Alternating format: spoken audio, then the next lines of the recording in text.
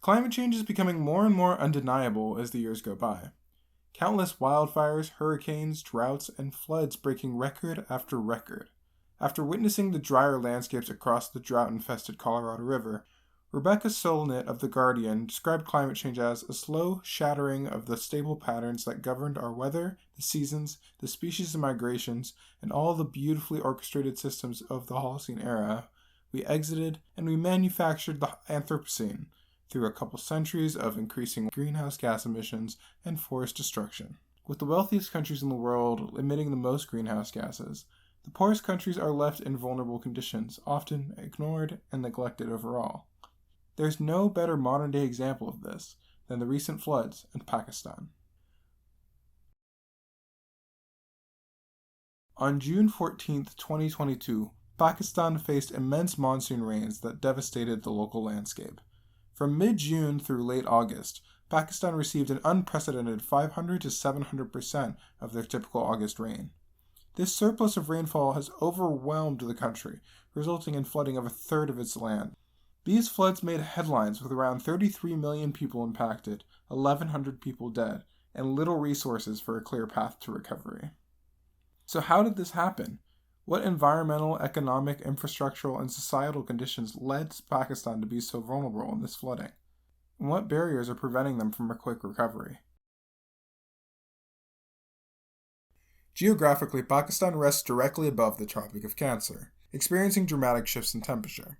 The continental region experiences various disturbances, from southwestern monsoons and tropical storms in the summer months, with heat waves leading up to them, and winters that are often fairly cool and dry, with the rainy summers bringing most of the water. The country is largely developed around the Indus Plain, resting below the northern highlands and above the Balochistan Plateau, leading to the coast. All of Pakistan's rivers flow through the Indus River, making it a central part of Pakistan's ecosystems. However, this is one of the main vulnerabilities in light of the flood. Economically, Pakistan is largely service and agriculture-based, with around 23% of its GDP coming from agriculture and around 58% coming from services. This strong dependence on agriculture has led to 42.3% of the labor force working in agriculture and around 47% of the country's land being used for crops. Their agricultural dependence would be severely affected by the flood. With a population of over 240 million people, Pakistan requires a lot of physical infrastructure to be adequately supporting its citizens. The area that is now recognized as Pakistan used to be under British rule until the Indian Independence Act of 1947, where a British India was split and recognized as the Islamic Republic of Pakistan and the Republic of India. At the time of independence, most of the land given to Pakistan was open wasteland, while most of the developed areas were allocated to India. This put Pakistan at an inherent disadvantage and encouraged significant investments into strong foundational infrastructure. Pakistan primarily invested heavily in industry and agriculture, with its investments in agriculture being a massive success for its economy, and investing into industry and physical infrastructure provided high-quality transportation for a growing population. However, many argue that Pakistan's billion-dollar infrastructural investments were misguided, with roads and transport being severely underutilized and unaffordable to the majority of its poverty-ridden population. Most of them just can't afford cars. On top of this, many lower-income groups had been flowing into cities in search of higher-quality education and healthcare, but still, only a third of the country resides in cities, with the majority of its population in rural areas. Overall, conditions were pretty dire, and then... Officials in Pakistan say flash floods across much of the country. Floods continue to wreak havoc in Pakistan. A climate catastrophe unfolding in Pakistan. From the worst floods in more than a decade, at least 1,000 people have died in 2 months of torrential monsoon rains. After facing massive heat waves and wildfires throughout April and May, and expecting a period of dire drought, Pakistan was hit with an overwhelming wave of monsoon rains. Despite dams and structures put in place following the 2020 floods, the pure scale of the 2022 floods overpowered any and all mitigation measures. Not only did the floods cause upwards of $30 billion in damages, but they also created breeding grounds for diseases from malaria and dengue fever to cholera and other waterborne diseases. The floods left 16 million children without schools, homes, and in low health conditions. The floods also deeply affected the agriculture industry. Here's Miftah Ismail, Pakistan's Minister of Finance during the floods, to expand on that. It's been a horrendous experience, and the worst thing is that this was for the poorest Pakistanis. So the poorest people in Pakistan have been rendered even more poor. Pakistan will probably see life expectancy go down. Pakistan will probably see infant mortality go up. Pakistan will probably see women dying at childbirth, that number go up. There's significant loss, damage to crops. In Sindh, there's the province, we've lost 30% of Pakistan's cotton, 20 to 30% of our rice crop, which is 20% of the sugarcane crop there, maybe 30% of our onion crop, 246 bridges which have broken, 6,500 kilometers of metal road have been, broken, and we have to repair them. So considerable amount of damage. The disaster following the floods saw mass migration from rural areas to urban areas in desperate need of food, water, employment, and other necessary resources. This was largely due to the fact that the most affected areas were the rural areas, which make up 2/3 of Pakistan's geography. The fields and farmlands of Balochistan were flooded waist high, with survivors clinging to rafts, yet they were relatively neglected by their local and central government. Meanwhile, the commercial and urban province of Sindh, which was also pretty severely impacted, had the water quickly removed by pumps to where it was as if the city had never really had the flood to begin with. The flood only left these groups in poorer areas more poor and even less supported, with high levels of food insecurity. General Zafar, the head of the flood response team in Pakistan, stated an urgent need for foreign aid to succeed in recovery. These very people who survive from year to year will face a very tough time. Firstly, they've lost everything. They've lost their homes, they've lost their belongings, which had taken time to build. I think that there should be some measure of help, whether it's the international agencies who give greater loans to Pakistan, whether it's other countries that underwrite some loans to Pakistan, take the risk, and all that, and give insurance to banks to give us loans. Give us preferential trade treatment, stuff like that. There's a lot of stuff that the Western countries can do. Currently, the United Nations has a 6-month, $160 million recovery plan, primarily focusing on the Sindh region, with some help for the Punjab and Balochistan regions as well.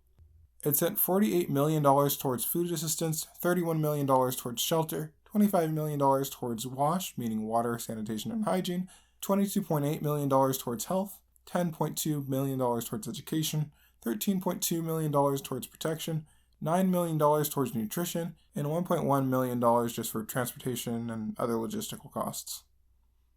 The current plan focuses on emergency assistance, providing for temporary housing through tent camps, tarps for protection from water, jerry cans for water, gasoline, and other liquids needed in bulk, hygiene kits for sanitation, mosquito nets to reduce spread of malaria and dengue fever, and other short-term necessities. To go into detail, the Education Response Plan allocates for $10 million towards cleaning up and reopening schools, training facilities for emergencies, and nutrition and health resources for students. The plan focuses primarily on getting education back up and running as before. The Food and Agriculture Recovery Plan allocates $48 million towards cash assistance, livestock vaccination, and an increase in production and supply of animal feed, seeds, and other agriculture inputs to try and stifle the agriculture economy. The Health Response Plan allocates $22.8 million towards outreach health centers, tented health facilities where necessary, development and distribution of essential medicines, assistance for pregnancy-related complications, disease surveillance and outbreak response, repairs for health facilities, reproductive health education, and support for public health facilities as a whole. The Nutrition Plan allocates $9 million towards treatment for malnutrition in children under 5 years old or pregnant and lactating mothers. It provides funds for feeding programs for almost 32,000 children and micronutrient supplements for almost 73,000 children. The Protection Response Plan allocates $13.2 million towards the operation of helplines, education surrounding raising awareness of risks and vulnerabilities, and education around fair treatment of women. It also provides safe spaces for women and children, who are more vulnerable groups, and provides social systems for the prevention of sexual exploitation and abuse. The Shelter and Non-Food Items Plan allocates $31 million towards providing emergency shelter to those who lost their homes, providing basic necessities such as kitchen tools, bedding, and creating systems for non-discriminatory distribution of supplies. distribution of toolkits for repairs, and extended relief for those who can't return to their homes. The Water, Sanitation, and Hygiene Plan, or WASH Plan, allocates $25 million towards providing sufficient drinking water, providing resources for preparing cooked meals, providing access to clean toilet and washing facilities, and provides access to safe hygiene overall, often through the distribution of hygiene kits. The plan does a great job at factoring in inclusivity amongst gender, and even provides extra care for women and children who are more vulnerable overall, especially in Pakistan.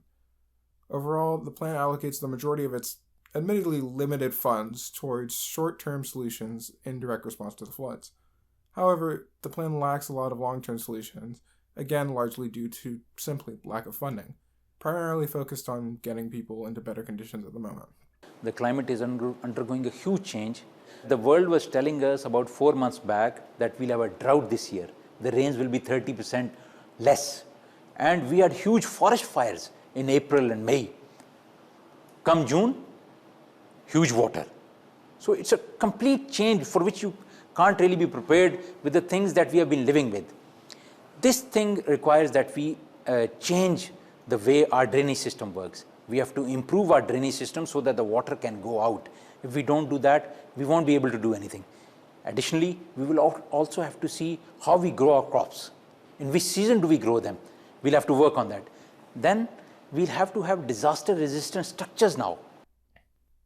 In order to fully recover from the long-term effects of the flood event, Pakistan needs to invest more in job training programs, localized infrastructure and food resources, long-term housing projects, medical education and health, which they've actually done a fairly good job in, at least in the short term, more accessible transportation, and creating systems for communication between communities and governing bodies, focusing on methods of inclusion and actually listening to the communities.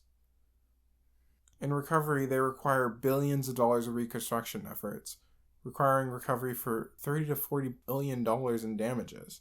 They need to focus on more flood-resistant and disaster-resilient infrastructure, which they lacked in their building back up from the 2010 floods.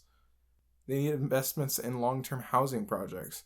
With emergency temporary housing, you're really only successful in the short term.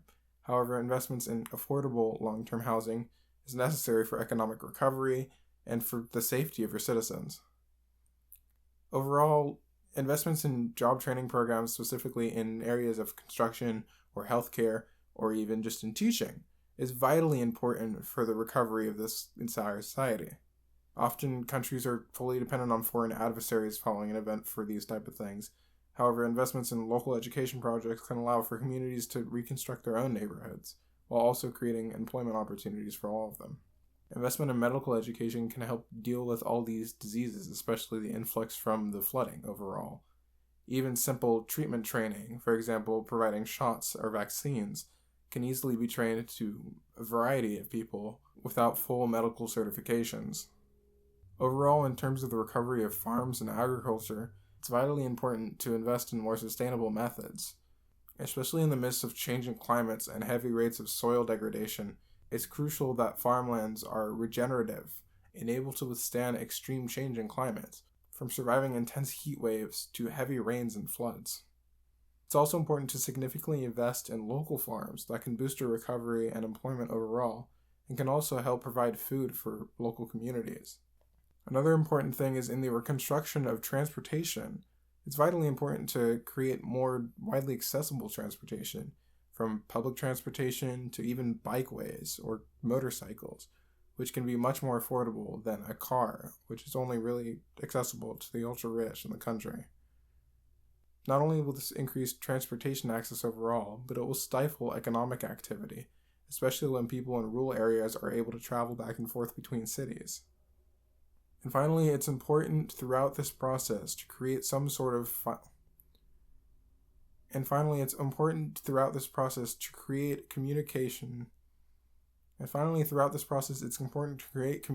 networks between local communities and members of local and state government.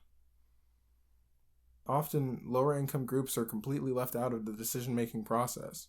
A collective council would allow for these disenfranchised groups to have a say in the decisions surrounding the recovery effort.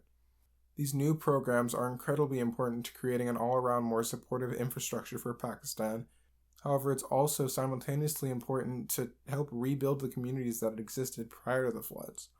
Often in recovery efforts, locations that are ravaged by disaster events are often left destroyed or converted into luxury housing to support wealthier citizens or even tourists, often furthering the displacement of local citizens. Whilst working with communities in reconstruction efforts, it's important to avoid what Naomi Klein deems disaster capitalism. Seeking to profit off of disparity following a disaster event, she describes what most communities really want in recovery efforts in her book, The Shock Doctrine. Most people who survive a devastating disaster want the opposite of a clean slate. They want to salvage whatever they can and begin repairing what is not destroyed. To accomplish any of these goals, Pakistan requires significantly more funding for its recovery efforts, which requires assistance from foreign aid. The problem is that they're not receiving enough. Despite Pakistan's dire conditions, much of the media attention on the flooding is widely dwindled. The media plays a large part in the distribution of foreign aid due to the power of political pressure.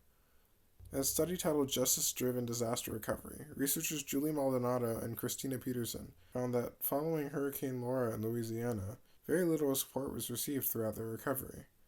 The researchers partly attributed this lack of support due to the lack of media coverage, pointing to the COVID-19 pandemic and other news focuses, such as the political conditions of the United States, taking away from the effects of the hurricanes. Similarly, despite the immediate press coverage following the floods, Pakistan's conditions and recovery efforts have been largely left out of the media cycle, with most of the media focusing on various election cycles and the war in Ukraine. Due to this, there's been a lack of support for the country in their efforts to recover from the floods. On top of this, most countries who typically provide foreign aid are suffering from donor fatigue between the war in Ukraine and countless natural and human rights disasters across the globe. Countries are also currently trying to recover from the high inflationary period and lingering supply shortage. These circumstances make it much more difficult for countries like Pakistan, despite their desperate need, to obtain financial support from foreign bodies.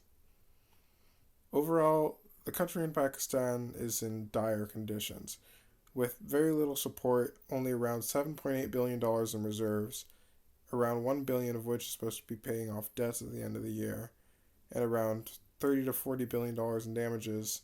They are in desperate need of help. There are countless ways where the country can invest in their infrastructure and their farming and in their citizens to recover. However, they simply lack the funds at the moment. It's vitally important that more people start talking about these consequences of climate change as a whole, and specifically talk about recovery efforts in places like Pakistan where there's very little support. Pakistan is responsible for less than 1% of the carbon emissions in the atmosphere at the moment, and the majority of the population responsible aren't facing any of the repercussions from climate change. I hope you enjoyed this video, and I hope you found it informative. Please start talking to more and more people about the conditions going on in Pakistan following the floods. They need as much support as they can get. In lieu of this, I've also linked down below multiple organizations that you can donate to support the cause in Pakistan. Thanks for watching.